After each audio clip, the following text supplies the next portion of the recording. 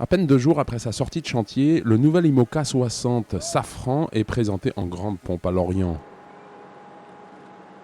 C'est également l'occasion pour son ancien skipper Marc Guillemot de passer officiellement le relais à la jeunesse de Morgan-la-Gravière.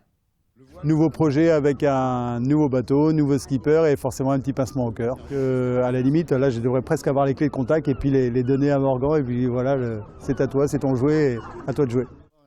Le soleil, le public, la joie et l'émotion se donnent rendez-vous pour le baptême du premier-né de la dernière génération des monocoques taillés pour le prochain Vendée Globe. Sous les applaudissements du public, la marraine du bateau brise la traditionnelle bouteille de champagne sur les traves du nouveau monocoque.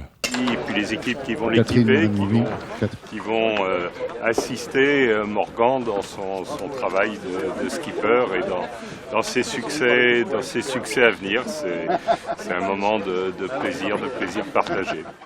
Après des mois de conception et de construction, le baptême de ce bateau conçu à sa main marque un vrai tournant dans sa vie de marin.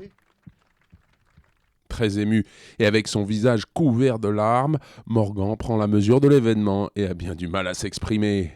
Ouais, cette émotion, on l'anticipe difficilement.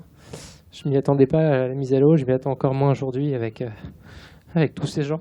Tous ces gens qui ont participé à la construction du bateau, qui m'accompagnent, qui me font confiance.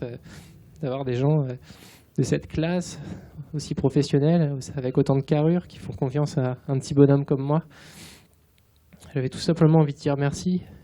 Puis merci à vous aussi. J'avais préparé un discours, je ne m'y tiens pas du tout, mais ça vient du fond du cœur. La cérémonie se conclut par un lâcher de ballon aux couleurs du bateau, turquoise et vert anis, dans un ciel bleu immaculé. Pour Morgan et son équipe, l'heure est maintenant à la mise au point et aux premières navigations, avant de mettre le cap sur les Canaries pour une session d'entraînement d'environ 1 mois. Les rumeurs sur le départ du skipper d'Emirates Team New Zealand Dean Barker font la une de tous les journaux néo-zélandais depuis 15 jours. À coup de fuite bien orchestrée, suivi de démentis formels, le directeur sportif et skipper en titre apprend la nouvelle en lisant l'impitoyable presse locale. Il en informe immédiatement ses avocats afin d'obtenir des explications officielles de la part du patron de l'équipe Grant Dalton.